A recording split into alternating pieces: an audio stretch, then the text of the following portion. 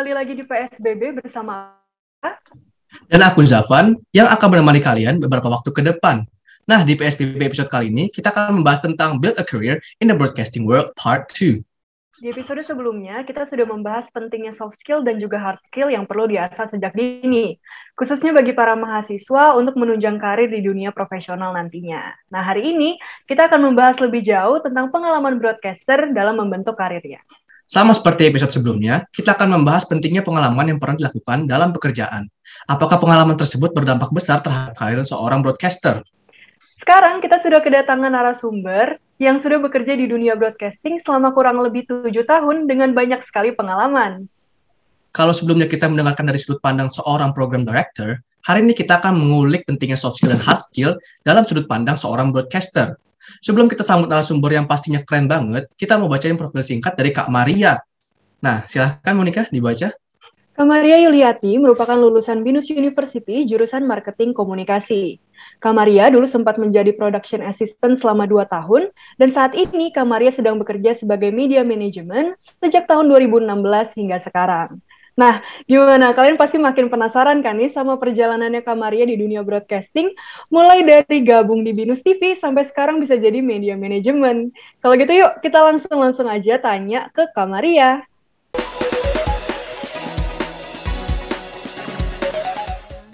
Halo Kak Maria. Halo. Apa kabar Kak? Gimana selama PPKM? Alhamdulillah baik. Alhamdulillah. Ya bosen-bosen gimana gitu ya. Tapi tetap ada yang dikerjain kok, tenang. Tetap produktif gitu. Untuk vaksin udah dapat Kak? Udah, alhamdulillah udah dapat juga. Okay. Kalian gimana? Sehat semua? Sehat Kak, alhamdulillah. Untungnya selama ini sehat selalu ya. Alhamdulillah. Sehat Kak. Tetap sehat semua dong harusnya pastinya ya. Pastinya Kak. Nah Kak, kita masuk ke pembahasan selanjutnya Kak, untuk mengulik lah soal Kak Maria ini yang bekerja sebagai seorang media manajemen nih Kak ya. Nah, di pembahasan hari ini aku mau bertanya nih, pertanyaan pertama untuk Kakak ya. Kak Maria dulu pernah gabung di BINUS TV kan Kak, dan ambil jurusan marketing komunikasi. Boleh nggak sih Kak ceritakan gimana awalnya Kakak masuk ke jurusan marketing dan kenapa mau bergabung di BINUS TV Club? Oke. Pertama-tama nih kalau diceritain semuanya panjang banget ya. Jadi intinya itu aku gabung di BINUS TV, gabung di ngambil jurusan Markom itu tidak sengaja sih sebenarnya, gara-gara temen gitu. Dia bilang katanya kita kayaknya enaknya di broadcast dulu teman SMA ya. Terus aku nggak tahu itu namanya broadcast apa, Markom itu apa, nggak ngerti lah pokoknya. Pengennya dulu ngambil psikologi, terus akhirnya ikut-ikutan teman, terus ya udahlah terjunlah di Markom itu, terus kok asik ya, terus aku pertama-tama juga pengennya tuh nggak mau dapet yang ada mata kuliah matematika pastinya itu ya, jadi ngambilnya Markom, terus temanku pas semester 3, karena semester 1, semester 2 itu aku pasif banget teman-teman, aku nggak join UKM manapun, hima dan segala macam himpunan aku nggak join.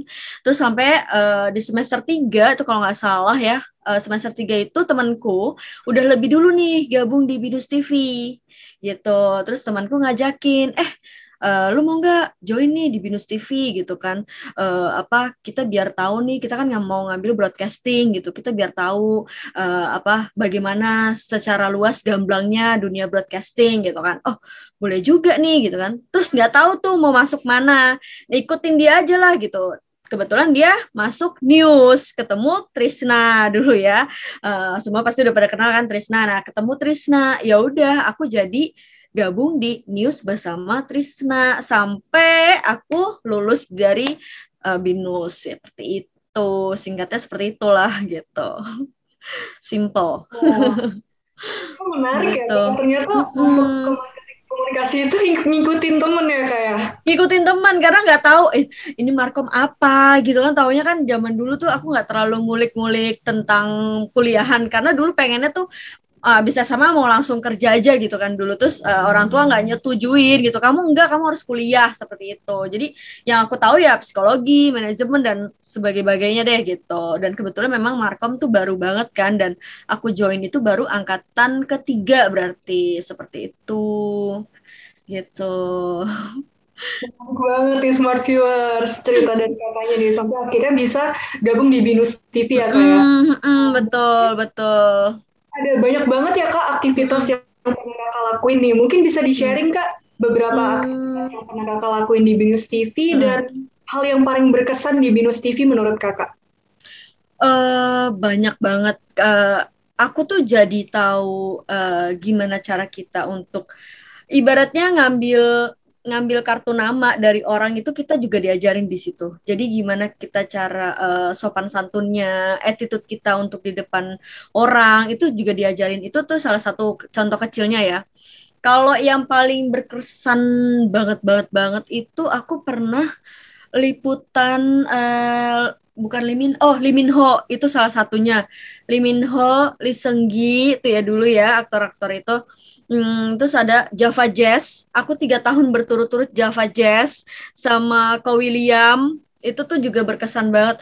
Yang paling berkesan itu di KPK sih sama si kalau nggak salah ada yang namanya Dani ya kalau nggak salah kalau kalian pernah sempat ketemu Dani dulu. Nah itu tuh kita sikut-sikutan dan rebut-rebutan gambar sama reporter lainnya. Itu paling paling menantang banget sih karena aku sebelumnya ya udah modal bodo amat deh gue berani gitu udah kayak aduh bodo amat deh lu gue nggak kenal lu gitu kan ibaratnya kayak gitu jadi aku kayak ya udahlah hajar aja tuh terus gitu kan ini gimana kak nggak dapat gambarnya udah maju aja terus ada campers lain ini sikutin aja terus udah aku juga yang kayak gitu sampai suatu ketika aku press con ada sama Indra Lesmana kalau nggak salah aku sama Trisna waktu itu aku sama Trisna aku inget banget terus aku lupa pertanyaannya apa itu nggak pernah aku bisa lupa sih dia sampai aku lupa deh pertanyaan apa tapi jawabannya si Indra Lesmana tuh bikin aku nggak bisa lupa dia jawabannya gini ini pertanyaan wartawan yang sangat usil pokoknya aku tanya tentang album media apa gimana gitu pokoknya personalnya dia gitu terus dia bilang ini wartawan yang sangat usil mulutnya oke aku nggak akan jawab next pertanyaan tuh sama si Trisna tuh aku lu sih Mar pertanyaannya terlalu usil kayak gitu itu yang paling gak pernah dilupa sih dan banyak banget sih kalian bisa mengeksplor semuanya ya apalagi kalau kalian mau jadi broadcaster tentunya skill itu juga paling utama ya teman-teman gitu terus attitude juga itu paling utama sih kayak gitu sih kamu ceritain banyak banget makanya kalian harus gabung di Binus TV biar tahu apa aja yang menarik di Binus TV seperti itu dunia broadcasting lah seperti itu. Wah, Kak, luar biasa tadi pengalaman Kakak tuh mulai dari ketemu Mm-mm. artis, ketemu orang Mm-mm. yang luar biasa lah sampai sikut-sikutan gitu loh, Kak. Aku iri sama Kakak kan karena pandemi nggak bisa kemana-mana, jadi nggak bisa Mm. libutan yang seru-seru gitu loh. Nah, Iya. Kak, aku mau Mm-mm. langsung pertanyaan ketiga nih, Kak. Boleh Mm-mm. nggak sih dijelaskan terlebih dahulu Mm-mm. media media manajemen itu ngapain aja sih? Oke, kalau media manajemen itu sebenarnya kalau di dunia TV itu berbeda-beda nih teman-teman. Ada yang sebenarnya kalau di kita CNN Indonesia itu nyebutnya itu media manager atau media manajemen tuh adalah di mana ketika orang liputan dari luar itu poolnya di kita sebelum masuk ke editing gitu. Jadi ini layak tayang atau tidak kayak gitu. Jadi ketika ada oh ini nih harus ada yang di blur gitu. Nah, kita akan report gitu. Terus ketika ada live streaming atau live ya, live gitu. Itu akan masuk ke kita gitu. Kita dulu gitu. Jadi nanti baru ditembak dari MCR seperti itu, teman-teman. Jadi media manajemen itu kita juga ngeluarin barcode. Barcode itu yang akan nantinya dicek untuk di-editing baik untuk produksi maupun news maupun tim-tim promo dan segala macam yang membutuhkan barcode itu kita yang ngeluarin seperti itu. Dan kita juga harus cepat ya apalagi kalau breaking news kayak gitu-gitu harus kerjanya harus multitasking seperti itu banyak sih gitu. Itu Wah, kurang lebihnya. menarik banget Kak. Berarti memang Hmm. media manajemen itu sangat penting ya Kak ya. Karena Penting banget. manajemen kan apa ya, dia menentukan kelayakan satu program untuk dilihat Mm-mm. sama audiens gitu ya Kak. Mm-mm. Betul. Untuk Jadi, pertanyaan selanjutnya, untuk ya. pertanyaan selanjutnya Kak, kan Mm, tadi kita udah ngomong dan bahas-bahas tentang media manajemen kerjaan mm, Kakak. Nah mungkin bisa flashback sedikit Kak, boleh mm, boleh diceritain proses awal kakak bisa kerja di dunia broadcasting, terus sampai sekarang bisa sempat jadi production assistant juga, terus sampai sekarang bisa jadi media manajemen kak. Oke, aku tuh awalnya yaitu dari Binus TV, terus akhirnya aku tuh dulu nggak ada, yaitu yang tadi aku bilang kan aku nggak ada mau kuliah kayak gitu, terus akhirnya aku masuk Markom dan Binus TV, dan akhirnya aku kebuka, oke berarti lapangan kerja untuk aku itu adalah minimal televisi atau media-media lainnya gitu kan, terus aku udah mikir gue pengen masuk Trans TV gitu kan, gue pengen masuk Trans TV, pokoknya gue harus masuk gitu. Terus akhirnya aku minta Trisna untuk pamit gitu kan, untuk mengembangkan lagi bakat aku gitu, keminat aku gitu. Akhirnya aku ngelamar-ngelamar. Itu juga aku 3 kali baru diterima di Trans TV, teman-teman. Tidak sekali, itu 3 kali aku coba di situ. Tapi selain Trans TV aku juga coba yang lainnya, kayak semua stasiun TV lah aku coba gitu kan. Tapi memang mungkin rezeki ya, masuklah aku di Trans TV itu, terus jadi production assistant. Aku awalnya juga nggak ngerti production assistant itu ngapain, karena aduh ini bayangan aku nggak kebayang lah, karena kan di Binus TV. Jadi gini teman-teman, jadi kalau di media-media lainnya itu beda penyebutan juga teman-teman. Jadi belum tentu yang di sini bilangnya PA, yang di sana bilangnya Astrada dan segala macam, itu beda ya teman-teman penyebutan. Nah, jadi akhirnya aku masuk di situ. Jadilah PA, ya, production assistant, yang dimana kerjaannya itu cukup tidak bisa pulang ya, membuat tidak bisa pulang seperti itu, kayak gitu sih. Terus baru akhirnya dari situ aku pindah ke media manajemen. Jadi akhirnya aku udah capek di lapangan, akhirnya aku di back office-nya jadi media manajemen, seperti itu teman-teman, gitu. Waduh Kak, luar biasa Kak. Ternyata emang pekerjaan di TV itu membuat Kakak tidak punya waktu untuk pulang aja, nggak ada waktu gitu loh. Benar.